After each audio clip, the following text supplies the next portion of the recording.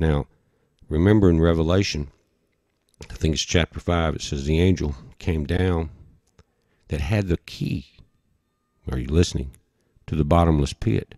Now, these guys are trying every way they can to open these dimensional portals, and they've got countries from around the world contributing billions suddenly. Why? Because, guys, everyone on this earth is not children of God. You think they may be getting ready to open a portal to welcome their Father, to welcome destruction. That's what Shiva is in the background in that ring of fire. Now, regardless of what Shiva represents, we know we're children of God and Christ is our Savior. Now, regardless of what Shiva represents, we know we're children of God and Christ is our Savior. Now, regardless of what Shiva represents, now, regardless of what Shiva represents, now, regardless of what Shiva represents, now, regardless of what Shiva represents, we know we're children of God and Christ is our Savior.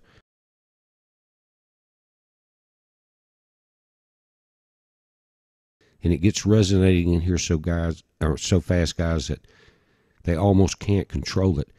And what's amazing, if you've seen the Steve Quayle report on the Hagman show, and what's amazing, if you've seen the Steve Quayle report on the Hagman show, and what's amazing, if you've seen the Steve Quayle report on the Hagman show, it said the last time they fired this up that it was almost opening dimensional ports like a Stargate. There were reports that people were seeing coming in and out of different dimensions.